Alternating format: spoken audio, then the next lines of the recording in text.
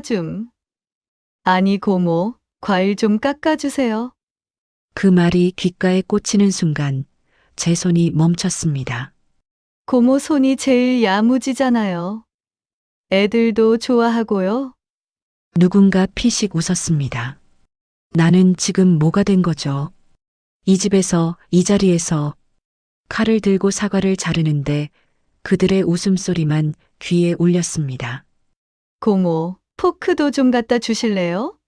손님들 기다리잖아요. 그 순간 제 안에서 뭔가 뚝 끊어졌어요. 저는 그 자리에 서서 생각했죠. 그래, 오늘이구나. 내가 이 집에서 어떤 존재인지 정확히 알게 되는 날. 그냥 당연하다는 듯 저를 불렀을 뿐이죠. 이 사람들에게 저는 가족이 아니었던 겁니다. 그저 편리한 도구였죠. 쓸모 있을 때만 필요한 존재. 그날 밤 제가 어떤 결정을 내렸는지 아무도 상상하지 못했을 겁니다. 그 시작은 바로 그 과일 접시였습니다. 안녕하세요.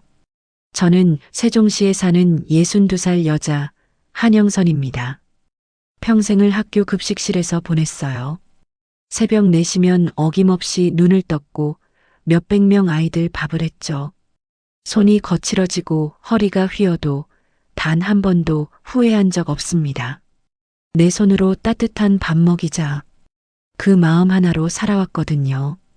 남편은 일찍 세상을 떠났습니다. 아이는 없었어요. 대신 오빠가 남기고 간 아들 민호를 제가 반쯤 키웠죠. 어릴 때부터 민호는 제게 왔어요. 오빠 내외가 바쁘다며 맡기고 가면 저는 당연하다는 듯 안아줬습니다. 밥 먹이고 숙제 봐주고 아플 땐 병원 데려가고 그렇게 민호는 제 아들처럼 자랐어요. 대학 갈 때도 그랬습니다. 오빠가 난처한 얼굴로 전화를 했죠. 영선아, 미안한데 등록금이 좀 빠듯해서 말이야.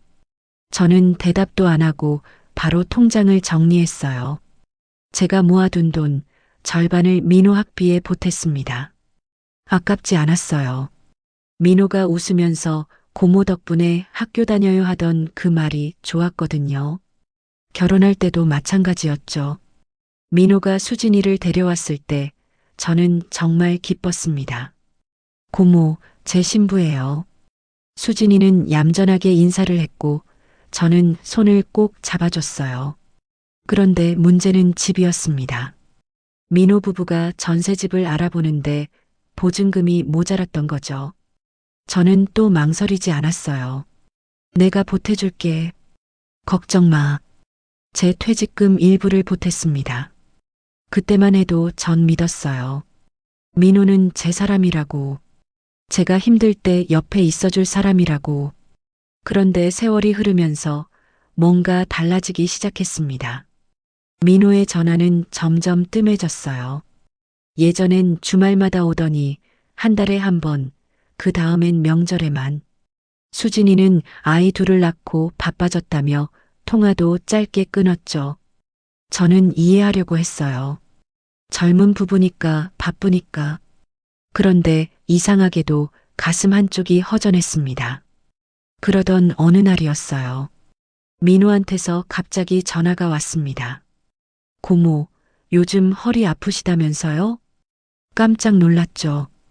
민호가 제 안부를 물어본 게 얼마 만인지 모르겠더라고요. 응, 좀 그래. 나이가 나이니까. 그러자 민호가 말했습니다. 고모 혼자 계시면 안 돼요. 우리 집으로 오세요. 처음엔 정말 고마웠어요. 가슴이 뭉클했죠. 역시 민호는 달라도 다르다고 생각했습니다. 그런데 지금 생각해보면 그때부터였어요. 제 인생이 다시 급식실로 돌아가기 시작한 게 민호네 집으로 이사간 날을 지금도 생생히 기억합니다. 짐은 많지 않았어요. 옷가지 몇 벌, 책 몇 권, 그리고 제가 아끼던 사진첩. 민호가 차에서 짐을 내리며 웃었죠. 고모, 이제 편하게 지내세요. 우리가 다 챙겨드릴게요. 그 말이 참 따뜻하게 들렸습니다. 수진이도 현관에서 웃으며 맞아줬어요. 고모님, 어서 오세요. 방은 이쪽이에요. 안내받은 방은 작았습니다. 창문도 작고 붙박이장도 없었죠. 하지만 전 괜찮았어요. 가족과 함께 산다는 게 중요했으니까요. 짐을 풀고 거실로 나왔을 때였습니다. 수진이가 소파에 앉아 있었어요. 표정이 아까와는 달랐죠. 웃음기가 싹 사라져 있었습니다. 고모님 앉으세요. 저는 조심스럽게 앉았어요. 수진이가 천천히 입을 열었습니다. 여기서 지내실 거면요. 몇 가지 말씀드릴 게 있어요. 말투는 부드러웠어요. 하지만 뭔가 날이 서 있었죠. 저희 집은 규칙이 좀 있거든요. 아이들 교육도 있고 생활 패턴도 있고요. 저는 고개를 끄덕였습니다. 그래, 그럼 내가 맞출게. 수진이가 미소를 지었어요. 하지만 그 미소는 차가웠습니다. 고모님 방은 저녁 9시 이후엔 조용히 해주셔야 해요. 애들이 예민해서요. 아침엔 6시 반에 일어나 주시면 좋겠어요. 하준이 학교 가기 전에 아침 준비해야 하니까요. 빨래는 따로 하실 거죠? 세탁기 쓰실 때 미리 말씀해 주세요. 말이 규칙이지 명령이었습니다. 저는 그때 가슴 한쪽이 서늘해지는 걸 느꼈어요. 하지만 참았죠. 내가 도와줄 수 있을 때 도와주자. 그렇게 마음먹었으니까요. 첫날 저녁이었습니다. 민호가 퇴근하고 돌아왔어요. 고모 편하시죠? 저는 웃으며 대답했습니다. 그럼 민호야. 고마워. 그런데 식사 준비는 제가 했어요. 수진이가 부엌 앞을 서성이며 말했죠. 고모님 요리 잘하시잖아요. 오늘은 고모님이 해주세요. 처음엔 당연하다고 생각했습니다. 집에 온 첫날이니 제가 뭐라도 해야겠다 싶었죠. 밥을 짓고 국을 끓이고 반찬을 차렸어요. 민호네 가족이 식탁에 둘러앉았습니다. 하준이와 서아가 숟가락을 들었죠. 할머니, 맛있어요. 그 말에 가슴이 뭉클했어요. 아이들은 순수했으니까요. 하지만 수진이의 말이 그 감동을 깼습니다. 고모는 손이 크시네요. 역시 급식실에서 일하셔서 그런가? 그 말에 뭔가 걸렸어요. 칭찬 같은데 칭찬이 아닌 느낌. 민호가 웃으며 거들었죠. 고모 덕분에 우리 잘 먹겠네. 그날 밤 저는 제 방에 누워 생각했습니다. 내가 너무 예민한 건가? 그렇게 스스로를 다독였어요. 하지만 이튿날부터 달랐습니다. 새벽 6시 반 방문이 똑똑 소리를 냈어요. 고모님 일어나셨어요? 수진이 목소리였습니다. 저는 부스스 일어났죠. 응, 일어났어. 그럼 아침 준비 부탁드려도 될까요? 저는 하준이 준비물 챙겨야 해서요. 할 말이 없었습니다. 저는 부엌으로 갔어요. 밥을 하고 계란을 부치고 김치를 꺼냈죠. 그런데 수진이가 또 나타났습니다. 고모님, 국은 싱겁게 해주세요. 애들 입맛이 예민해요. 김치는 너무 맵지 않은 걸로요. 그리고 하준이 도시락도 싸주시면 안 될까요? 하나씩 하나씩 요구가 늘어났어요. 저는 그냥 했습니다. 뭐라 말할 수가 없었죠. 민호 앞에서 수진이한테 뭐라고 하면 민호가 난처해질 것 같았거든요. 며칠이 지나자 패턴이 보였습니다. 아침 6시 반 기상. 아침 준비, 도시락 준비. 아이들 등교 후엔 설거지, 청소. 점심은 혼자 대충 먹고 오후엔 빨래. 저녁 준비는 당연히 제 몫이었죠. 그리고 밤 9시가 되면 제 방으로 들어가야 했습니다. 마치 급식실 스케줄 같았어요. 아니, 그것보다 더 빡빡했죠. 어느 날이었습니다. 제가 빨래를 개고 있는데 수진이가 빨래 바구니를 들고 왔어요. 고모님, 이거 좀 봐주세요. 하준이 체육복이었습니다. 라벨 있는 쪽으로 접어주셔야 해요. 애 옷이랑 고모님 옷이 섞이면 좀 그래요. 그 말에 손이 멈췄어요. 섞이면 그렇다니 무슨 뜻이죠? 제 옷이 더러운 것도 아닌데 입술을 깨물었습니다. 알았어. 그렇게 대답할 수밖에 없었죠. 그렇게 몇 주가 흘렀습니다. 어느 날 저녁 수진이가 말했어요. 고모님, 내일 친구들 집에 오기로 했어요. 좀 준비해 주실 수 있죠? 준비라니 무슨 준비인지 몰랐습니다. 뭘 준비하면 돼? 음식이요. 간단하게 과일이랑 다과상 준비해 주시면 돼요. 간단하게라고 했지만 간단하지 않았어요. 다음 날 아침부터 저는 부엌에 붙어 있었습니다. 과일을 씻고 예쁘게 썰고 접시에 담았죠. 쿠키도 구웠고 차도 준비했어요. 오후 2시쯤 수진이 친구들이 왔습니다. 3명이었어요. 깔끔하게 옷 입은 젊은 여자들이었죠. 수진이가 안내했습니다. 어서 와. 이쪽으로 앉아. 친구들이 거실 소파에 앉았어요. 와인을 따르고 웃음소리가 났죠. 저는 부엌에서 과일을 마저 손질하고 있었습니다. 그때였어요. 수진이가 부엌 쪽을 보며 말했죠. 아줌. 아니 고모, 과일 좀 깎아주세요. 고모. 아줌마도 아니고 고모님도 아니고 그냥 고모. 친구들 앞에서요. 저는 손을 멈췄습니다. 친구들이 저를 힐끔 봤어요. 시선이 따가웠죠. 수진이는 태연하게 웃고 있었습니다. 고모 손이 제일 야무지잖아요. 애들도 좋아하고요. 누군가 피식 웃었어요. 다른 친구가 말했죠. 어머, 고모님 요리 진짜 잘하시나 봐요. 고모님. 친구는 고모님이라고 했는데 수진이는 고모라고 했습니다. 그 차이가 뼈에 사무쳤어요. 저는 그대로 과일을 접시에 담아들고 나갔습니다. 거실 테이블에 내려놓았죠. 감사합니다. 친구 한 명이 가볍게 인사했어요. 수진이는 포크를 들며 말했습니다. 고모, 포크도 좀 더 갖다 주실래요? 저는 아무 말 없이 부엌으로 돌아갔어요. 포크를 꺼내 들고 다시 거실로 갔죠. 친구들은 웃고 있었습니다. 와, 이 집 진짜 좋다. 고모님 아들 키우기 잘하셨어요. 며느리도 잘 만나셨네. 집이 이렇게 깔끔하잖아요. 그 말들이 귀에 꽂혔어요. 칭찬처럼 들리지만 비수 같았습니다. 저는 며느리가 아니에요. 시어머니도 아니고요. 그저 조카 고모일 뿐인데 왜 이런 말을 들어야 하죠? 수진이가 다시 말했습니다. 고모, 차도 좀 더 끓여주실래요? 따뜻한 걸로요. 저는 고개를 끄덕였어요. 말이 안 나왔습니다. 부엌으로 돌아가는 제 뒷모습을 친구들이 봤을 거예요. 그리고 수군거렸겠죠. 저분이 고모세요? 어머, 같이 사시나 봐요. 편하시겠다. 고모가 다 해주시니까. 그 말들이 들리는 것 같았어요. 실제로 들린 건 아니지만 분명히 그런 말을 했을 겁니다. 저는 주전자에 물을 올렸어요. 손이 떨렸습니다. 가슴이 답답했죠. 눈물이 핑 돌았지만 참았어요.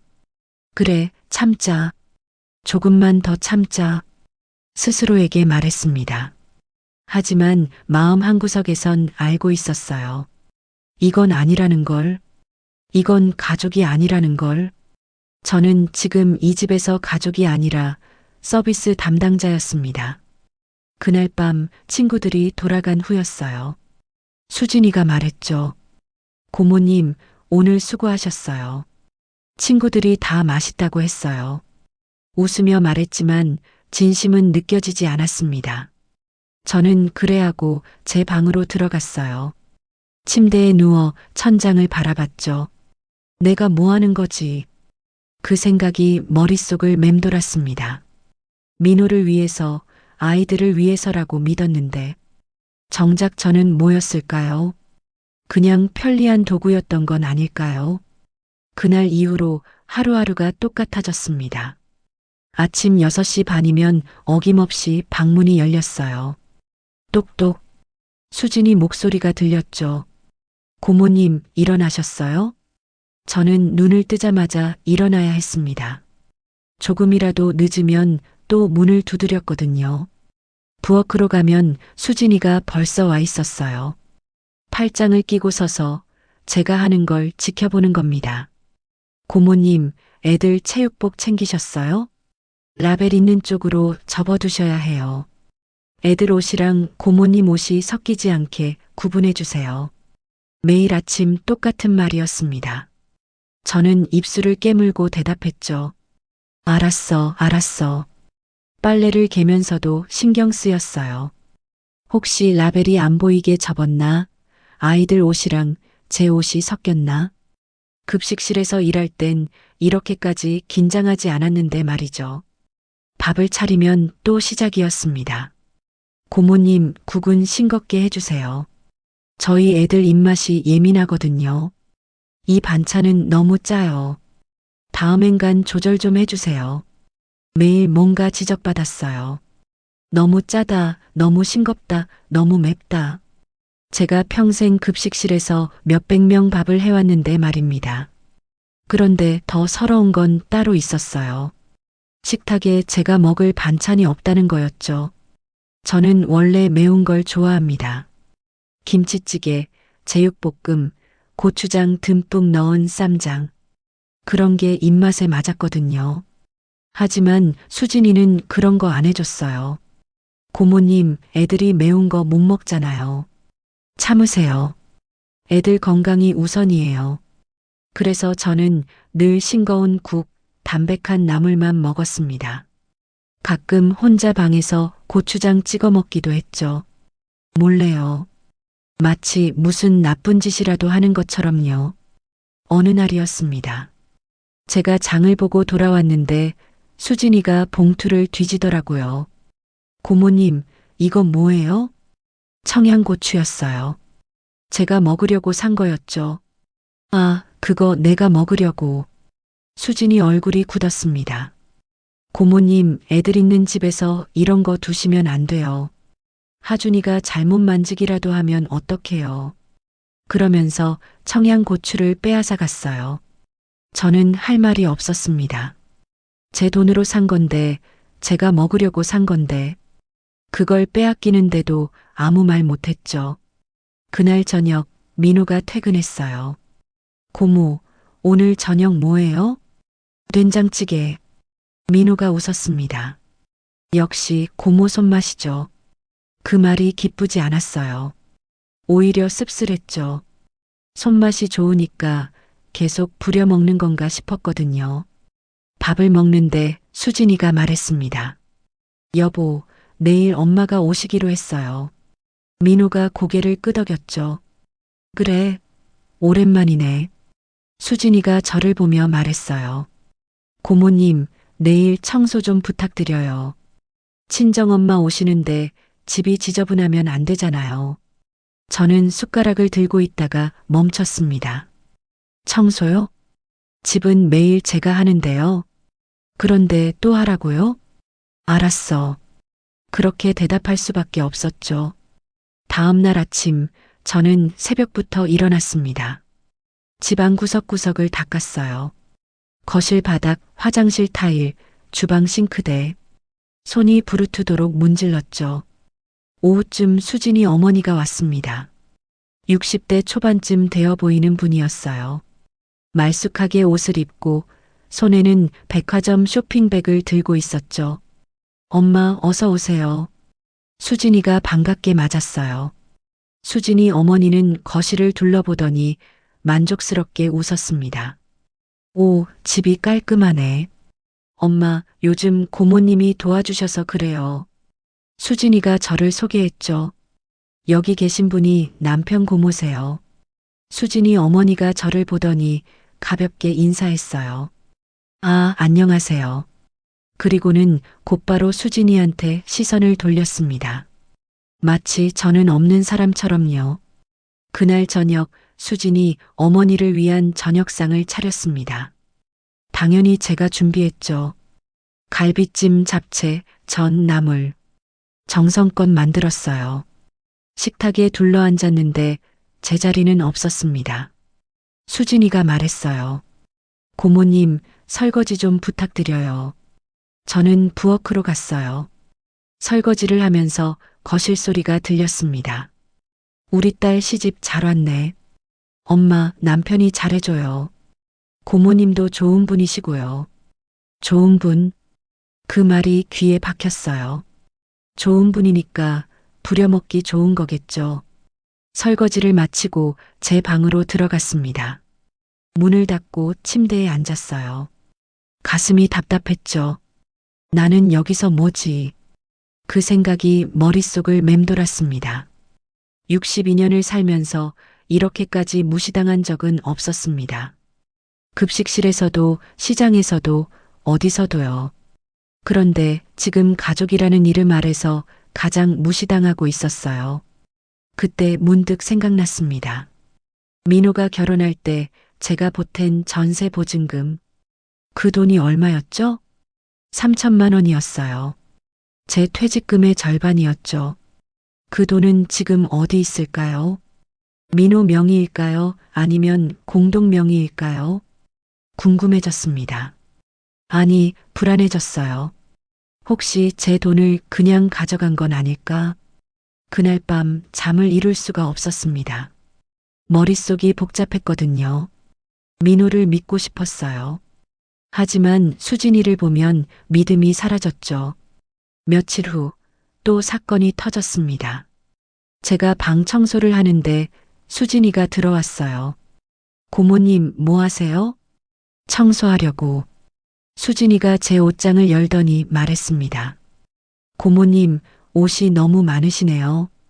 좀 정리하시는 게 어때요? 제 옷이 많다고요? 몇 벌 안 되는데요. 왜 내 옷이 방해되니? 수진이가 웃었어요. 차갑게요. 아니요. 그냥 공간이 좁아서요. 그리고는 나가버렸죠. 저는 그 자리에 서서 생각했습니다. 이제 제 옷도 정리하라고 하네요. 다음엔 뭘 정리하라고 할까요? 제 존재 자체를 정리하라고 할까요? 그날부터 저는 달라졌습니다. 겉으론 똑같이 행동했지만 속으론 관찰하기 시작했어요. 민호와 수진이가 무슨 말을 하는지, 어떻게 행동하는지, 그리고 제 서류가 어디 있는지, 무언가 잘못됐다는 느낌이 점점 커졌거든요. 그 느낌은 틀리지 않았습니다. 그날은 유난히 몸이 무거웠습니다. 아침에 일어났는데 온몸이 쑤셨어요. 열이 있는 것 같았죠. 이마를 짚어보니 뜨거웠습니다. 감기인가? 그렇게 생각하고 일어나려는데 몸이 말을 듣지 않았어요. 다리에 힘이 안 들어갔죠. 그래도 일어나야 했습니다. 6시 반이면 수진이가 문을 두드릴 테니까요. 침대에서 일어나 거울을 봤어요. 얼굴이 새하얗더라고요. 입술도 바짝 말라 있었죠. 오늘은 좀 쉬어야겠다. 그렇게 생각하고 부엌으로 나갔습니다. 수진이가 벌써 와 있었어요. 고모님, 늦으셨네요. 저는 힘없이 대답했죠. 미안해, 몸이 좀 안 좋아서. 수진이가 저를 쳐다봤습니다. 표정이 굳어 있었어요. 그래도 아침은 차려주셔야죠. 애들 학교 가야 하잖아요. 저는 할 말이 없었습니다. 부엌으로 가서 밥을 했어요. 손이 떨렸죠. 국을 끓이는데 어지러웠습니다. 싱크대를 붙잡고 버텼어요. 조금만 더. 그렇게 스스로에게 말하며 아침상을 차렸습니다. 하준이와 서아가 식탁에 앉았어요. 할머니, 오늘 국이 이상해요. 하준이가 말했죠. 수진이가 국을 맛보더니 눈살을 찌푸렸습니다. 고모님, 간이 안 맞았어요. 다시 해주셔야겠어요.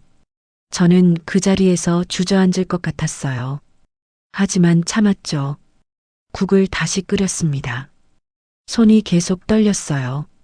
간장을 넣다가 그만 쏟아버렸죠. 아, 수진이가 한숨을 쉬었습니다. 고모님, 정신 좀 차리세요. 정신을 차리라고요. 저도 차리고 싶었어요. 하지만 몸이 말을 듣지 않았죠. 겨우 아침을 마치고 아이들을 학교에 보냈습니다. 수진이는 출근 준비를 하고 있었어요. 저는 거실 소파에 주저앉았습니다. 온몸에 힘이 빠졌거든요. 고모님, 설거지는 하셔야죠. 수진이가 현관에서 말했어요.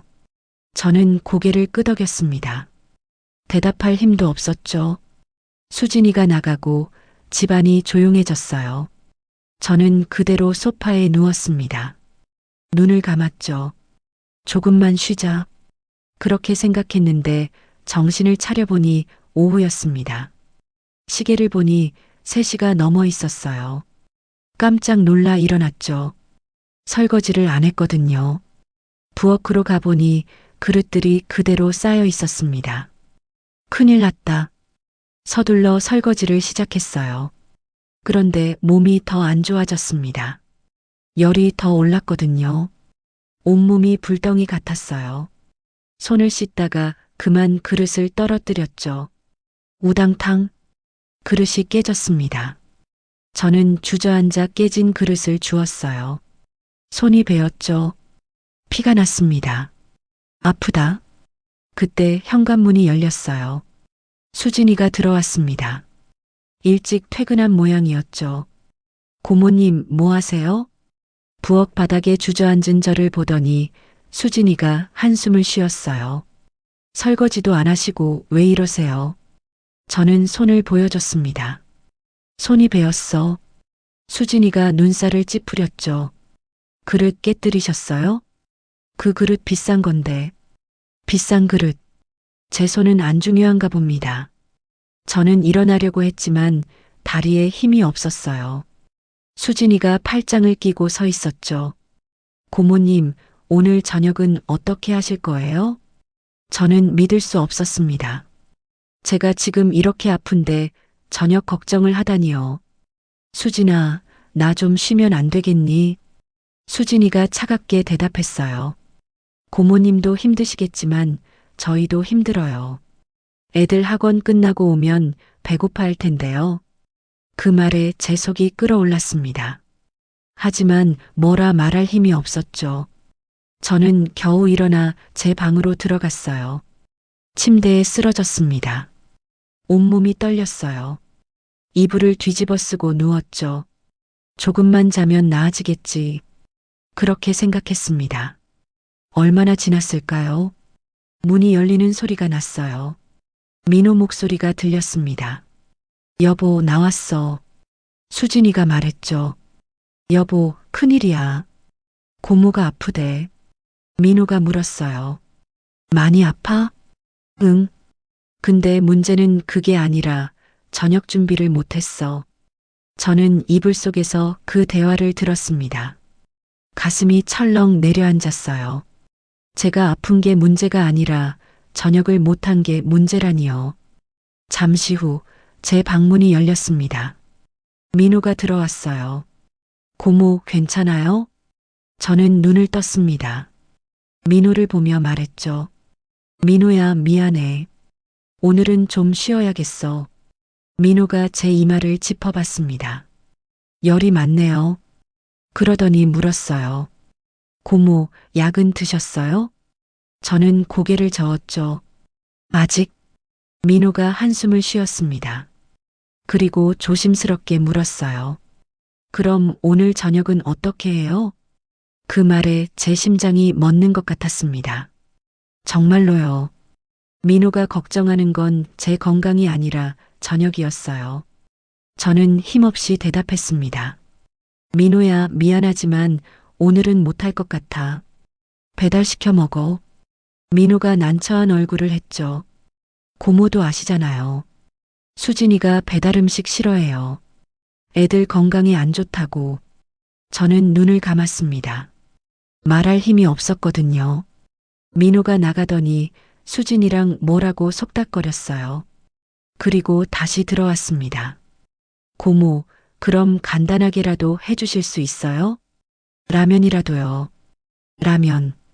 저는 눈을 떴습니다. 민호를 똑바로 봤죠. 민호야, 나 정말 못 일어나겠어. 민호가 입술을 깨물었어요.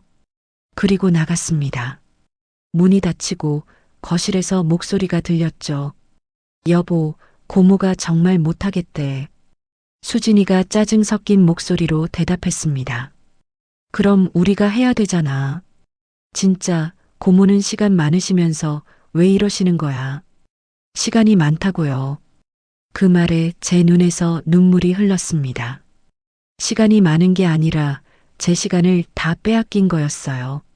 아침부터 밤까지 이 집 일만 했는데 제 시간이 어디 있었나요? 그날 밤 저는 열이 38도가 넘었습니다. 온몸이 불덩이처럼 뜨거웠어요. 이불을 뒤집어 쓰고 떨었죠. 민호네 가족은 거실에서 치킨을 시켜 먹고 있었습니다. 아이들 웃음소리가 들렸어요. 엄마, 치킨 맛있어요. 수진이가 대답했죠. 그래, 많이 먹어. 오늘은 특별한 날이니까.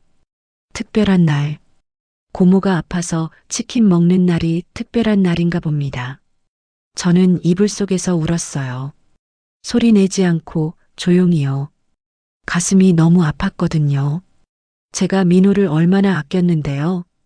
대학 등록금도 보태주고 결혼 자금도 보태주고 손주들 밥도 해주고 빨래도 해주고 그런데 제가 아플 땐 아무도 걱정하지 않았어요. 그저 저녁 걱정만 했죠. 다음 날 아침이었습니다. 열은 조금 내렸지만 여전히 몸이 무거웠어요. 겨우 일어나 부엌으로 갔습니다. 수진이가 벌써 와 있었어요. 고모님, 좀 나아지셨어요? 저는 고개를 끄덕였습니다. 수진이가 말했죠. 그럼 다행이네요. 오늘은 아침 제대로 부탁드려요. 어제 애들이 치킨만 먹어서 아침은 든든하게 먹어야 해요. 저는 아무 말도 하지 않았습니다. 그냥 밥을 했어요. 국을 끓이고 반찬을 차렸죠. 손이 떨렸지만 참았습니다. 그런데 그날 저녁이었어요. 제 인생이 완전히 바뀐 순간이요. 민호가 퇴근하고 수진이랑 거실에서 이야기하고 있었습니다. 저는 부엌에서 설거지를 하고 있었어요. 그런데 목소리가 들렸죠. 조용한 목소리였지만 제 귀에는 또렷하게 들렸습니다. 수진이가 말했어요. 여보, 솔직히 말해서 고모는 우리 가족 아니잖아. 그냥 잠깐 도움받는 거지. 민호가 대답했죠. 그래도 고모가 많이 도와주셨잖아. 수진이가 비웃듯이 말했습니다. 도와준 거야 고마운데 그렇다고 계속 모실 순 없잖아. 전세 보증금도 고모가 보태줬으니까 나중에 집 살 때 좀 더 부탁하면 되지. 고모는 말만 잘하면 도장 찍어줄 사람이야. 그 순간 제 손이 멈췄습니다. 설거지하던 그릇을 떨어뜨릴 뻔했어요. 도장? 무슨 도장을 찍으라는 거죠? 민호가 말했어요. 그래도 좀 그렇지 않아? 수진이가 단호하게 대답했죠. 뭐가 그래? 우리도 먹고 살아야지. 고모 혼자 사시는데 재산 정리는 미리미리 해야 돼. 재산 정리. 그 말에 제 온몸이 얼어붙었습니다. 제 재산을 노리고 있었던 거예요. 처음부터요. 저를 이 집으로 부른 것도 친절하게 대한 것도 다 제 재산 때문이었던 겁니다. 저는 그 자리에 서서 숨을 쉴 수가 없었어요. 가슴이 너무 아팠거든요. 민호를 믿었는데, 제 조카를 제 아들처럼 키운 민호를 믿었는데, 민호는 저를 그저 돈으로만 본 거였어요. 그날 밤 저는 잠을 한숨도 못 잤습니다. 천장을 보며 생각했죠. 도장이라니, 재산 정리라니, 제 머릿속이 복잡했어요. 분노와 배신감, 그리고 슬픔이 뒤섞였죠. 하지만 동시에 깨달았습니다. 이제 더 이상 당하고만 있을 수 없다는 걸요. 저도 살아야 한다는 걸요. 그날부터 저는 달라지기 시작했습니다. 그날 밤 이후로 저는 잠을 제대로 잘 수 없었습니다. 눈을 감으면 그 말들이 들렸거든요. 고모는 말만 잘하면 도장 찍어줄 사람이야. 도장? 그 단어가 머릿속을 맴돌았어요. 무슨 도장을 찍으라는 걸까요? 재산 관련 서류일까요? 아니면 다른 뭔가일까요?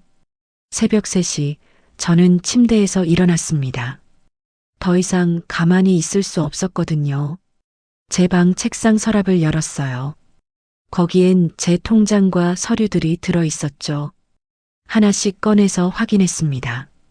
통장, 계약서, 보험 서류, 다 있었어요. 그런데 이상했습니다. 분명 여기 있어야 할 서류가 하나 없었거든요. 민호 결혼할 때 전세 보증금 보탠 계약서요. 제가 3천만 원을 송금하고 계약서 사본을 받아뒀었어요.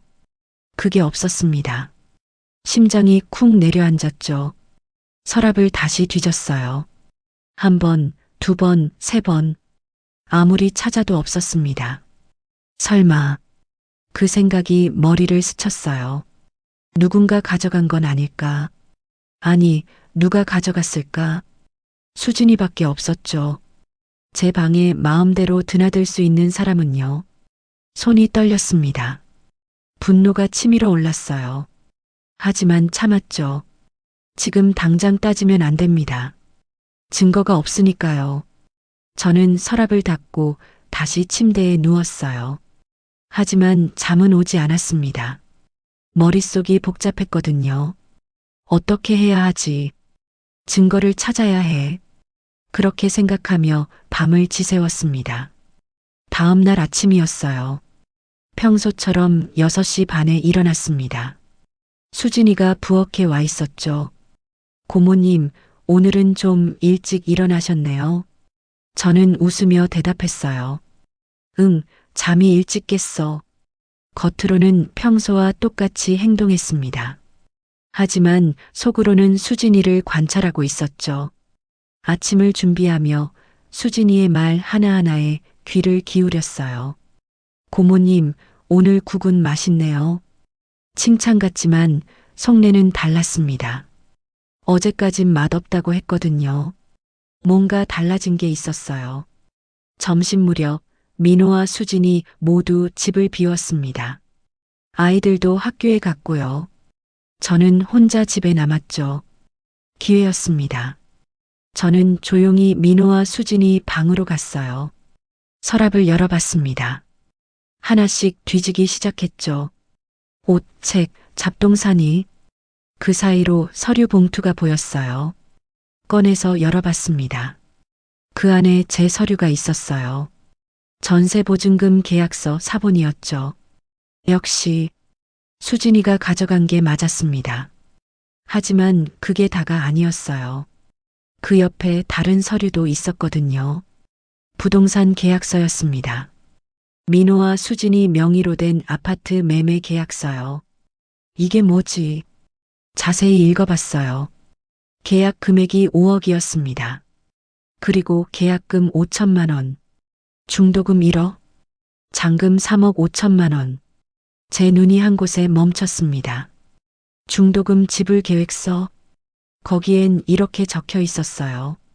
한영선 명의 예금 인출 예정 금액 5천만 원. 제 이름이 적혀 있었습니다. 제 돈을 쓸 계획이 이미 짜여 있었던 거예요. 손이 부들부들 떨렸습니다. 분노가 치밀어 올랐죠. 하지만 참았어요. 휴대폰을 꺼내서 서류를 사진으로 찍었습니다. 하나도 빠짐없이요. 그리고 원래대로 정리해서 넣어뒀죠. 제 방으로 돌아왔을 때 온몸이 떨렸습니다. 침대에 앉아 사진을 다시 봤어요. 명확했습니다.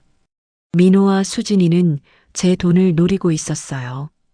처음부터요. 그날 저녁이었습니다. 민호가 퇴근하고 들어왔어요. 저는 평소처럼 저녁을 차렸죠. 수진이가 웃으며 말했습니다. 고모님, 오늘은 무슨 좋은 일 있으세요? 표정이 밝으세요. 저는 웃으며 대답했어요. 아니, 그냥 기분이 좋아서. 수진이가 민호를 보며 웃었죠. 밥을 먹는데 수진이가 조심스럽게 말을 꺼냈습니다. 고모님, 요즘 나이 드신 분들 다들 미리미리 정리하시더라고요. 저는 숟가락을 들고 있다가 멈췄어요. 정리? 무슨 정리? 수진이가 웃었습니다. 재산 정리요. 혹시 고모님도 생각해 보신 적 있으세요? 그 말에 제 심장이 뛰었습니다. 하지만 겉으로는 태연하게 웃었죠.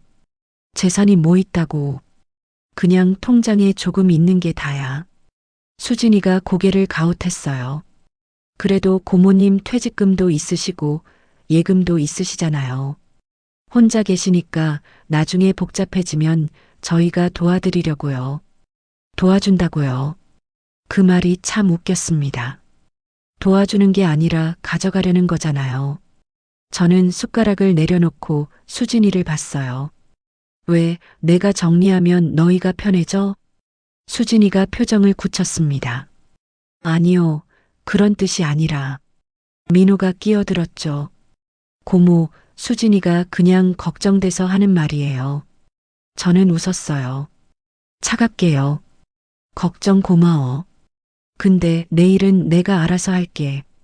그날 밤 저는 친구 경자한테 전화했습니다. 경자는 제 동갑내기 친구예요. 평생 같이 일했고 서로 속사정 다 아는 사이죠. 경자야, 나야. 영선아? 무슨 일이야? 목소리가 왜 그래? 저는 그동안 있었던 일을 다 털어놨어요. 수진이한테 당한 일, 민호가 한 말, 그리고 서류까지요. 경자가 한숨을 쉬었습니다. 영선아, 내가 뭐라고 했어? 조심하라고 했잖아. 나 알아. 내가 바보였어. 경자가 단호하게 말했죠. 영선아, 지금이라도 늦지 않았어. 증거부터 잡아. 사람은 말로 안 움직여. 증거가 있어야 해.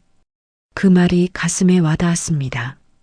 그래, 증거를 더 모아야겠지. 경자가 물었어요. 서류 사진은 찍었어? 응, 다 찍었어. 좋아. 그럼 이제 녹음도 해. 저 사람들이 하는 말 다 녹음해도. 그리고 은행 가서 송금 내역도 다 뽑아. 저는 고개를 끄덕였습니다. 알았어. 고마워, 경자야. 뭘 고마워. 우리 사이에. 힘내. 전화를 끊고 저는 생각했어요. 경자 말이 맞습니다. 증거를 모아야 해요. 확실한 증거를요. 다음 날 저는 은행에 갔습니다. 민호한테는 병원 간다고 거짓말했죠. 은행 창구에 앉아서 말했어요. 제가 몇 년 전에 송금한 내역 뽑아주세요. 직원이 물었습니다. 언제쯤이요? 5년 전쯤이요. 3천만 원 송금한 거요. 직원이 컴퓨터를 두드렸어요. 잠시 후 종이를 출력해서 건넸죠. 여기 있습니다. 저는 그 종이를 받아봤습니다. 5년 전 11월 15일 박민호 앞으로 3천만 원 송금. 명확하게 적혀 있었어요. 이거 사본 하나 더 주세요. 네. 사본을 받아서 가방에 넣었습니다. 증거 하나 확보했죠. 집으로 돌아오는 길에 저는 생각했어요. 이제 녹음도 해야 합니다. 민호와 수진이가 하는 말을요. 그날 저녁부터 저는 휴대폰 녹음 기능을 켜뒀어요. 거실에서 대화할 때마다요. 며칠 동안 녹음했습니다. 그리고 결정적인 순간이 왔죠. 어느 날 밤이었어요. 민호와 수진이가 방에서 이야기하고 있었습니다. 저는 거실에 있었지만 목소리가 들렸어요. 문틈으로 새어나오는 소리였죠. 수진이가 말했습니다. 여보, 고모한테 언제 말할 거야? 뭘? 재산 정리 말이야. 빨리 도장 받아야지. 민호가 한숨을 쉬었어요. 조금 더 기다려. 지금 말하면 의심할 거야. 그럼 언제? 다음 달쯤. 그때쯤이면 고모도 마음 풀릴 거야. 수진이가 비웃듯 말했죠. 고모는 원래 착하잖아. 우리가 잘하면 넘어가. 그래도 조심해야 돼. 고모도 바보는 아니야. 바보 아니어도 상관없어. 우리가 가족이잖아. 고모는 혼자니까 결국 우리한테 기댈 수밖에 없어. 그 말을 들으며 저는 휴대폰 녹음 버튼을 눌렀습니다. 다 녹음됐어요. 제 손이 떨렸죠. 분노 때문이 아니라 슬픔 때문이었습니다. 민호를 그렇게 믿었는데, 제 아들처럼 키웠는데, 민호는 저를 이용할 대상으로만 봤던 거예요. 그날 밤 저는 경자한테 다시 전화했습니다. 경자야, 녹음했어. 잘했어. 그럼 이제 준비 다 된 거네. 응.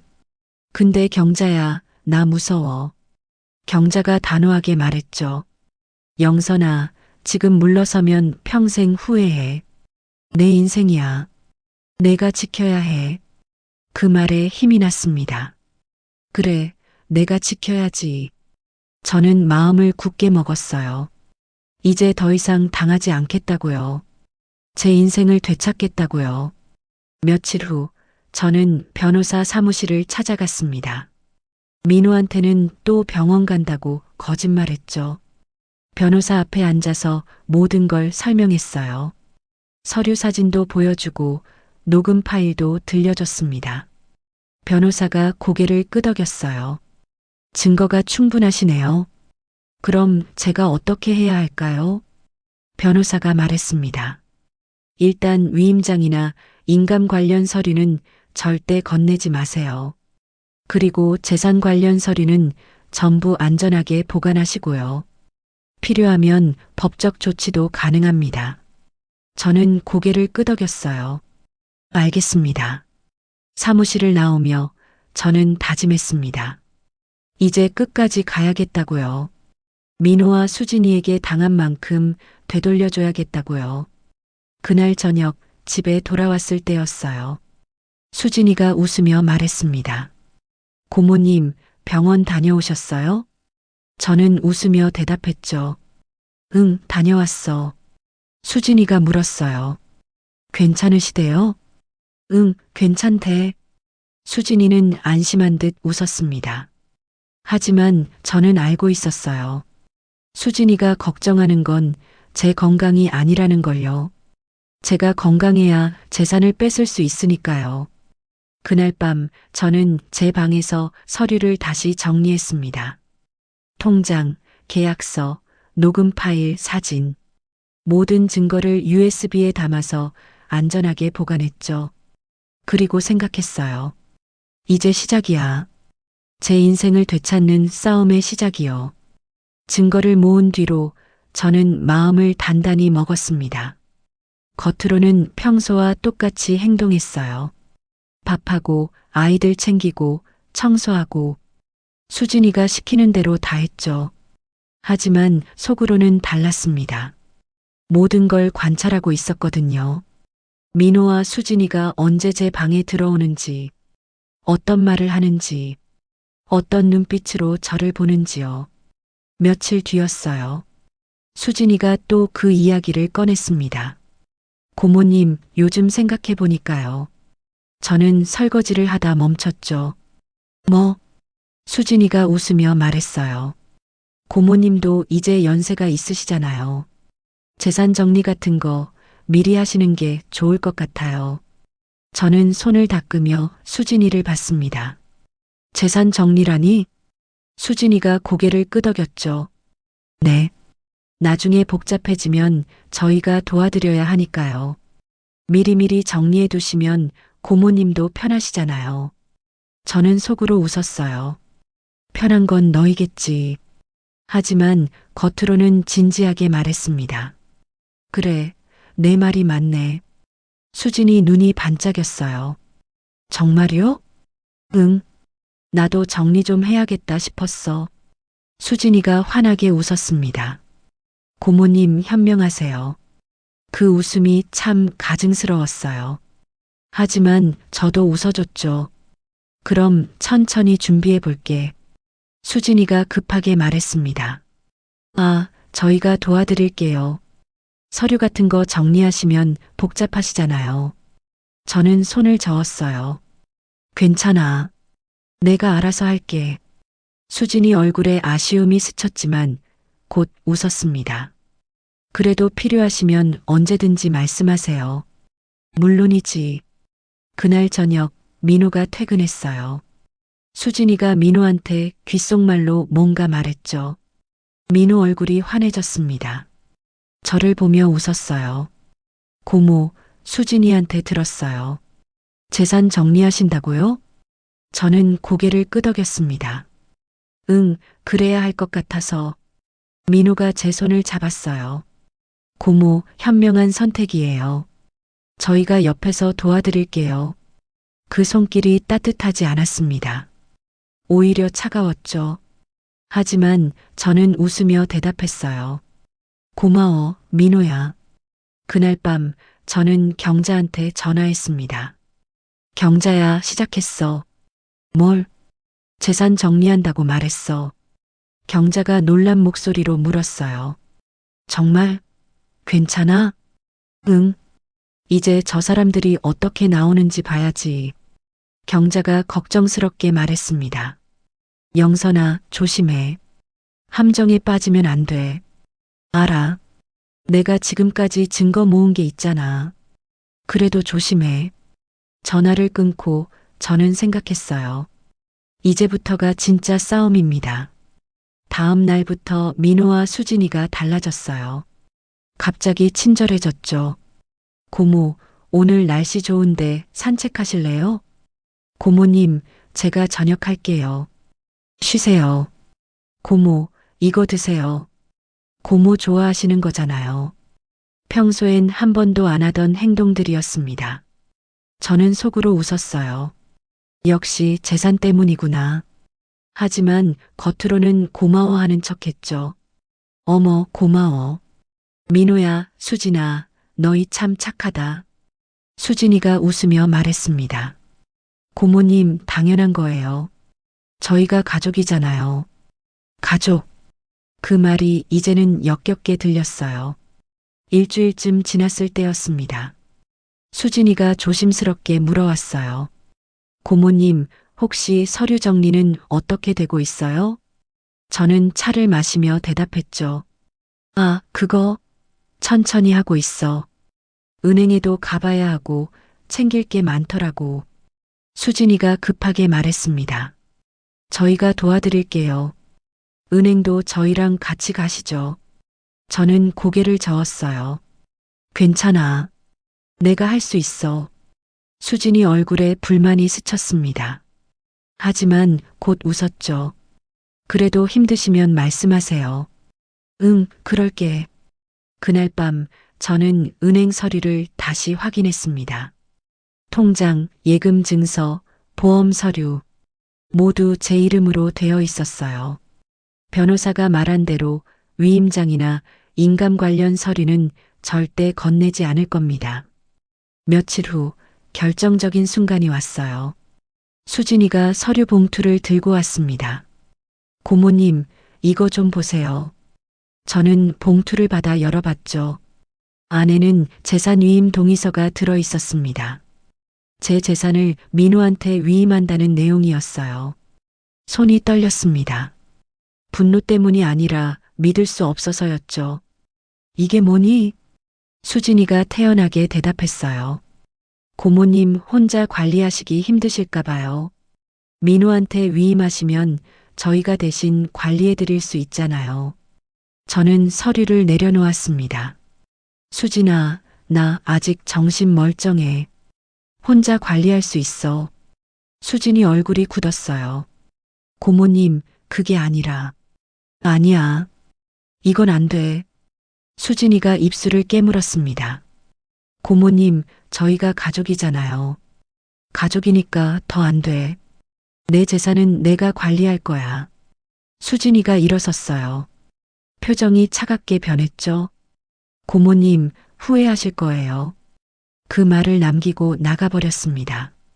저는 그 자리에 앉아 생각했어요. 이제 본색을 드러내는구나. 그날 저녁 민호가 퇴근했습니다. 수진이가 뭐라고 말했는지 민호 표정이 좋지 않았어요. 고모, 수진이한테 들었어요. 위임 동의서 안 하신다고요? 저는 고개를 끄덕였습니다. 응, 내가 관리할 수 있으니까. 민호가 한숨을 쉬었어요. 고모, 저희를 못 믿으세요? 그 말에 저는 민호를 똑바로 봤습니다. 민호야, 믿고 안 믿고의 문제가 아니야. 내 재산은 내가 관리하는 게 맞잖니. 민호가 목소리를 높였어요. 고모, 저희가 뭐 잘못했어요? 그동안 고모 모시고 살았잖아요. 저는 웃었습니다. 쓸쓸하게요. 모셨다고? 나한테 부려먹은 거 아니고? 민호가 말문이 막혔어요. 수진이가 끼어들었죠. 고모님, 그게 무슨 말씀이세요? 저희가 언제 고모님을 부려먹었어요? 저는 일어섰습니다. 나 피곤해. 들어갈게. 제 방으로 들어가 문을 닫았어요. 밖에서 민호와 수진이 속닥거리는 소리가 들렸습니다. 여보, 어떡해. 고모가 안 하겠대. 조금 더 기다려봐. 고모도 결국 우리한테 올 거야. 그럼 다른 방법은? 일단 지켜보자. 저는 그 대화를 휴대폰으로 녹음했습니다. 증거가 하나 더 늘었죠. 며칠 후 저는 집주인한테 전화했습니다. 민호네 전세 계약 관련해서요. 여보세요. 저 한영선인데요. 아, 네. 무슨 일이세요? 제가 몇 년 전에 전세 보증금 일부를 보탰거든요. 그 부분 정산하고 싶어서요. 집주인이 잠시 침묵했어요. 아, 그거요. 계약서 확인해 봐야 할 것 같은데요. 네, 확인 부탁드려요. 알겠습니다. 며칠 드릴게요. 전화를 끊고 저는 한숨을 쉬었습니다. 이제 정말 끝까지 가는 겁니다. 돌이킬 수 없는 길이죠. 며칠 후 집주인한테서 전화가 왔어요. 한영선 씨 확인했습니다. 계약서상 보증금 중 3천만 원이 한영선 씨 명의로 들어갔네요. 정산 원하시면 절차 밟으시면 됩니다. 저는 고개를 끄덕였어요. 네, 절차 밟겠습니다. 그날 저녁 저는 변호사한테 전화했습니다. 선생님, 전세 보증금 정산 절차 어떻게 하면 되나요? 변호사가 친절하게 설명해 줬어요. 서류 준비하시고 집주인이랑 합의하시면 됩니다. 다만 현재 거주 중이신 조카분한테 알려야 할 수도 있어요. 알겠습니다. 전화를 끊고 저는 생각했습니다. 민호한테 알려야 하는구나. 그럼 큰일이 벌어지겠죠. 하지만 상관없었어요.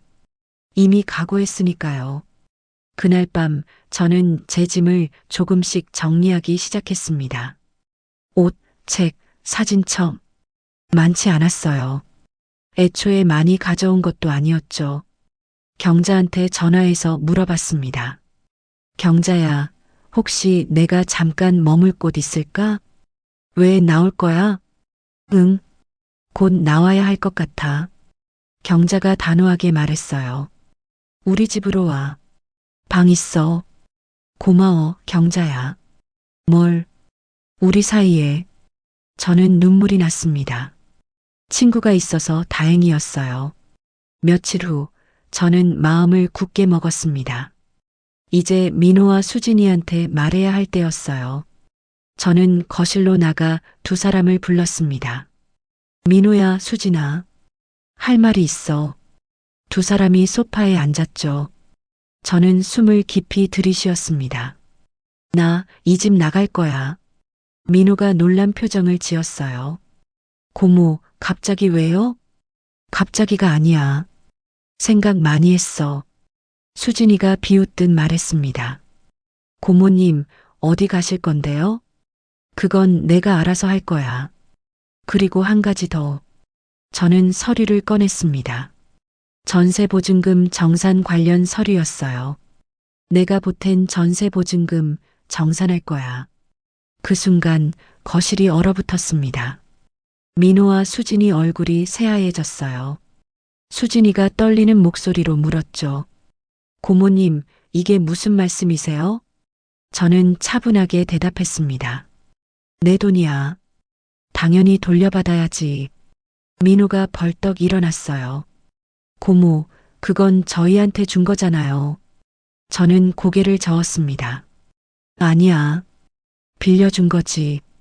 계약서에도 나와 있어. 수진이가 소리쳤어요. 고모님, 이렇게까지 하실 거예요? 저는 두 사람을 똑바로 봤습니다. 너희가 먼저 시작했잖아. 내 재산 노리고 나한테 도장 받으려고 했잖아. 민호와 수진이 입을 다물었습니다. 저는 짐을 들고 일어섰어요. 며칠 안에 나갈게. 그때까지 서로 불편하게 하지 말자. 그날 밤 저는 제 방에서 마지막 짐을 쌌습니다. 가슴이 아팠어요. 하지만 후회는 없었습니다. 이게 맞는 길이니까요. 며칠이 지났습니다. 집 안 분위기는 얼어붙어 있었어요. 민호와 수진이는 저를 피했죠. 아침에도 인사 없이 나가고 저녁에도 말을 섞지 않았습니다. 저도 마찬가지였어요. 필요한 말만 했죠. 그러던 어느 날이었습니다. 민호한테서 전화가 왔어요. 고모, 오늘 저녁에 잠깐만 시간 내주세요. 왜? 가족끼리 할 얘기가 있어요. 가족. 그 단어가 이제는 낯설게 느껴졌습니다. 저는 짧게 대답했어요.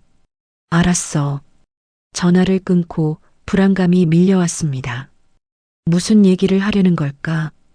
또 재산 이야기겠지. 그렇게 생각하며 저녁을 기다렸어요. 오후 6시쯤 집에 들어섰습니다. 현관에서부터 이상한 기운이 느껴졌어요. 여러 사람의 신발이 놓여 있었거든요. 거실로 들어가자 놀랐습니다. 민호와 수진이만 있는 게 아니었어요. 낯선 사람들이 소파에 앉아 있었죠. 60대 초반쯤 되어 보이는 부부, 그리고 30대 남자 한 명. 수진이가 일어나며 말했습니다. 고모님 오셨어요. 저희 부모님이랑 남동생이에요. 저는 멈춰섰어요. 수진이 친정 가족이라고? 왜 여기 있는 거죠? 수진이 어머니가 일어나 인사했습니다. 안녕하세요, 고모님. 저도 어색하게 인사했어요. 네, 안녕하세요. 수진이 아버지도 고개를 끄덕였죠. 그리고 남동생은 저를 힐끗 보고는 고개만 까딱했습니다. 민호가 말했어요. 고모 앉으세요. 저는 조심스럽게 소파에 앉았습니다. 분위기가 이상했어요. 마치 회의 같았죠. 식탁 위에는 차가 놓여 있었고 서류 봉투도 보였습니다. 이게 뭐지? 민호가 먼저 입을 열었어요. 고모, 그동안 정말 감사했어요.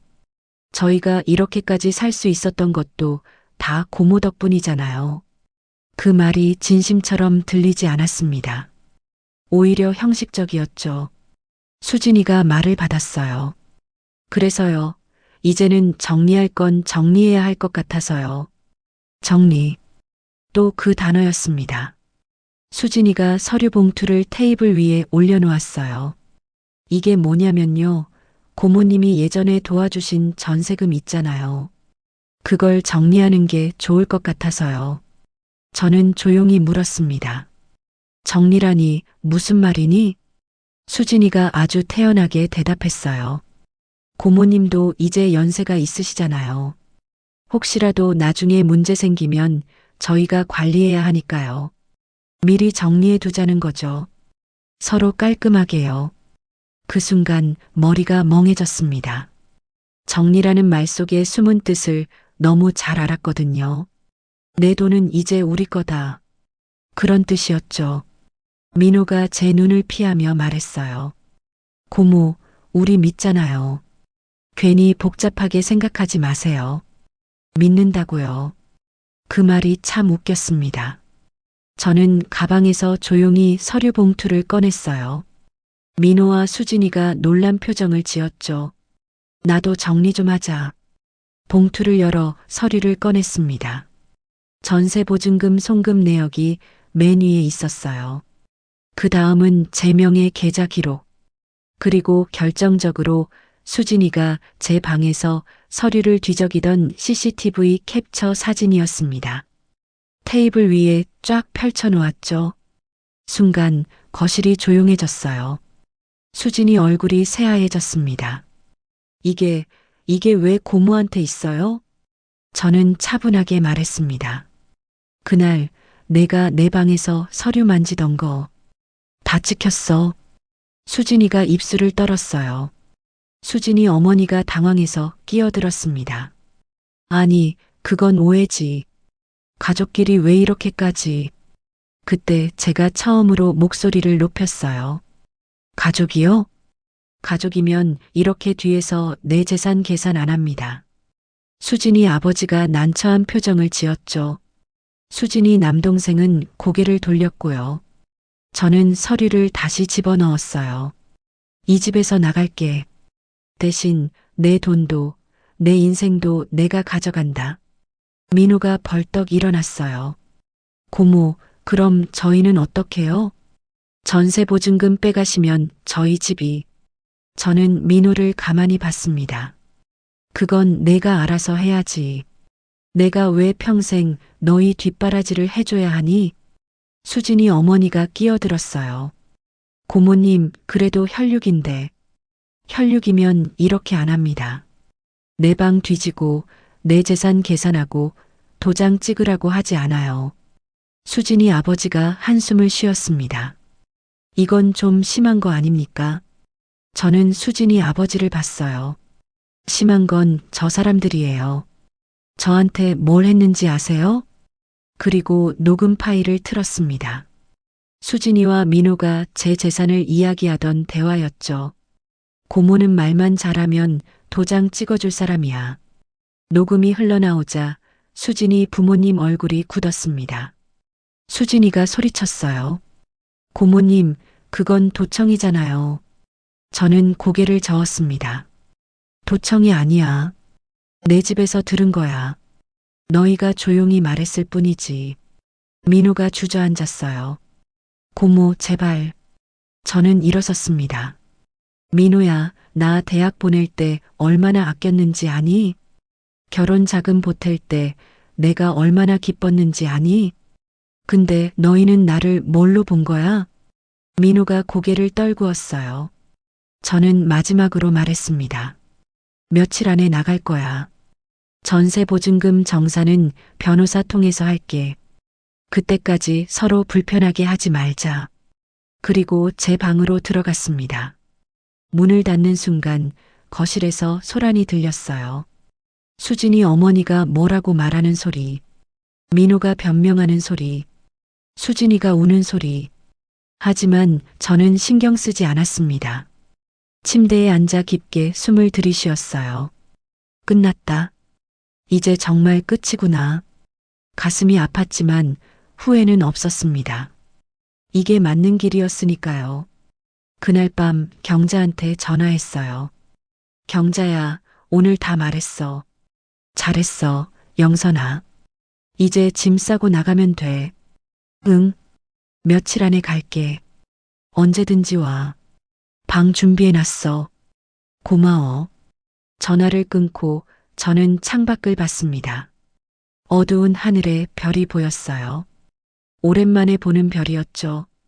이 집에 와서는 한 번도 하늘을 올려다본 적이 없었거든요. 너무 바빠서요. 아니, 너무 힘들어서요. 이제 자유로워지는구나. 그렇게 생각하니 눈물이 났습니다. 슬픔이 아니라 안도의 눈물이었어요. 지금 저는요, 세종을 떠나서 경자랑 같이 알아본 소형주거 공동체 근처로 이사했어요.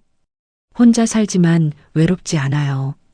아침에 눈 뜨면 내가 먹고 싶은 거 해 먹고, 걷고, 병원도 내 페이스대로 다니고요. 민호는 가끔 전화가 와요. 고모 죄송해요라고요. 근데 저는 예전처럼 마음이 흔들리진 않아요. 아이들은 보고 싶지만 다시 그 집으로 돌아가진 않을 거예요. 제가 깨달은 건 하나예요. 착한 사람이 되는 것과 이용당하는 사람으로 사는 건 다르다는 거. 내가 나를 지키지 않으면 누가 대신 지켜주지 않더라고요. 여기까지 제 이야기 들어주셔서 정말 감사해요. 혹시 비슷한 상황에 계신 분이 있다면 부디 혼자 견디지 마시고 증거 잡고 선 긋고 내 삶을 지키는 선택을 하셨으면 좋겠어요. 감사합니다.